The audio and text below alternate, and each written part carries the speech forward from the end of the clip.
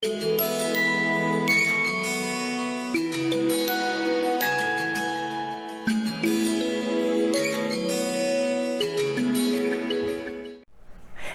and welcome to HealthyHouseplants.com, where we teach you all about gardening in the great indoors. If you'd like to support our show, please use our Amazon affiliate link below.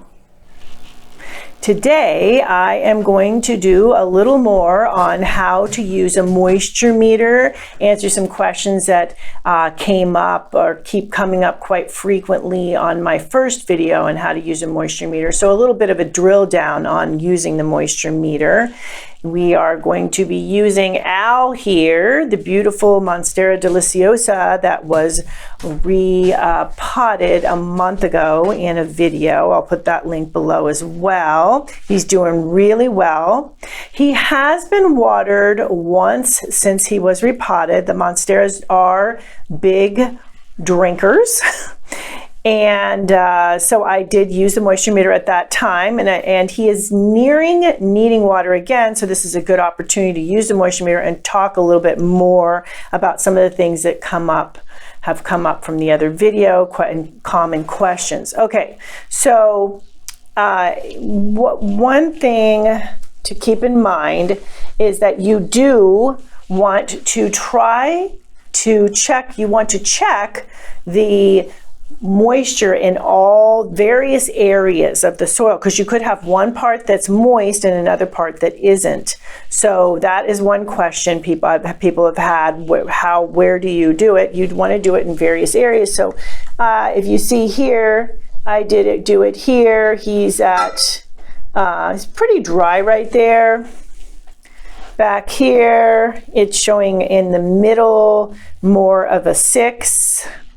Then, so it's varying, but we are getting some moisture when I do this. So not quite sure about watering him just yet.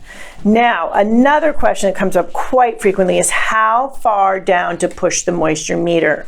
And this is a big one. So a lot of times you'll hear water when the first 1 to 2 inches of soil is dried. So therefore you would want to put the moisture meter down just an inch or so. When I do that with Al here, he is in the red on the edge here.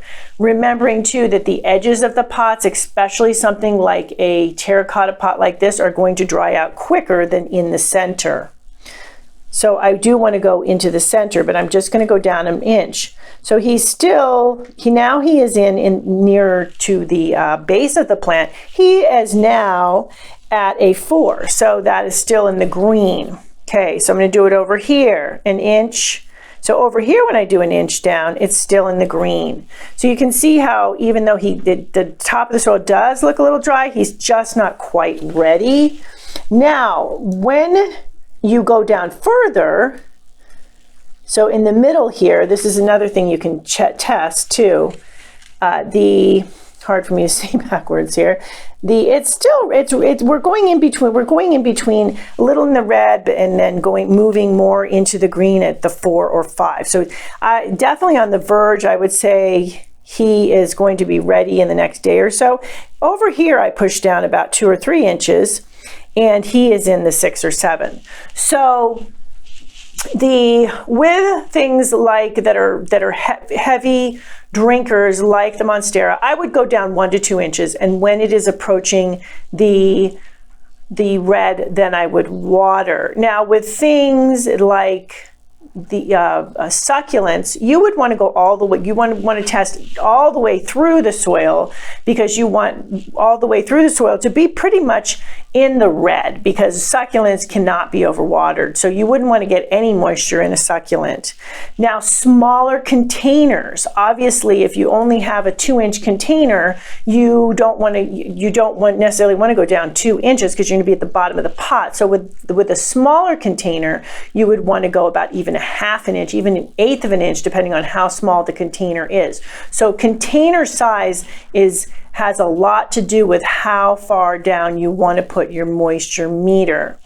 The rule of thumb, if you want a rule of thumb, generally speaking, with most houseplants, as I mentioned, things like succulents, that's a different story, but with most houseplants that you want to be approaching dryness, you want to go down about a third of the size of the pot.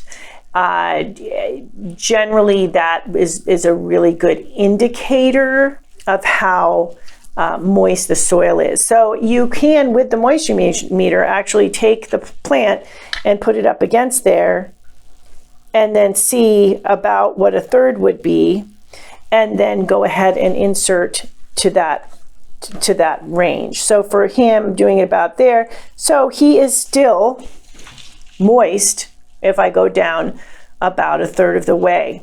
Therefore, he doesn't yet need any watering yet, and even the soil that's coming off of the moisture meter is slightly damp.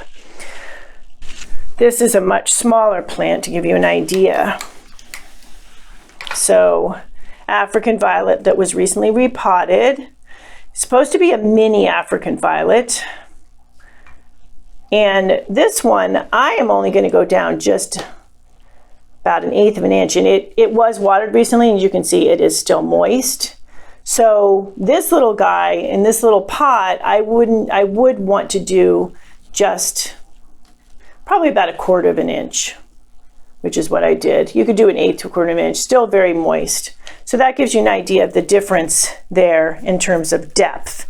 Another question that comes up quite frequently too is, will putting the moisture meter in disrupt the roots?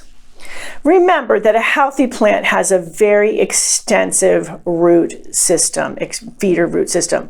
So it's okay to break you will break a few roots, but they will readily grow back when the plant is very healthy. Obviously you don't want to be jabbing here, there, and everywhere crazily, so that you do want to use some cautions and be prudent as to where you insert. Be gentle when you insert, but otherwise if you're doing that, don't be too concerned that you're going to hurt the plant. Sometimes it's actually a good thing because it breaks up the soil a little bit, so that when you water, there's some various waterways for the water to go in, because what will tend to happen, and I have a video on this as well, is that the plant will create various waterways in the soil, and when you water, they go through those same waterways every time you water, and then other roots in the pot don't get the water they need, and you can have root dieback when roots in the soil don't get enough water, and then you can eventually have root rot when you don't have enough roots, so that creates a cycle that you don't want. So this actually can be considered a good thing. Remember, things like worms, and I have some videos on the benefits of worm compost. Worms tunnel through soil. So they tunnel through soil. They do something similar to what your moisture meter is doing for you. And that also aerates the roots, which is another good thing to keep in mind. But using the moisture meter will do that. So you're doing several good things for your plants with the moisture meter. That is about it. For using the moisture meter, please feel free to, in the comment section, ask any more questions about moisture meters. I'm happy to answer them. They are a very good tool that will give you a more accurate reading than your finger or guessing. But there are other ways to determine water readiness as well, and I do have a video on that. However, this is one of my top picks for determining water readiness. And that is that. Thank you for stopping by today. Please leave any comments about any indoor gardening tutorials you'd like to see. Remember to like, comment, subscribe, and share this video. And please check the bell if you'd like to be notified when new videos are released.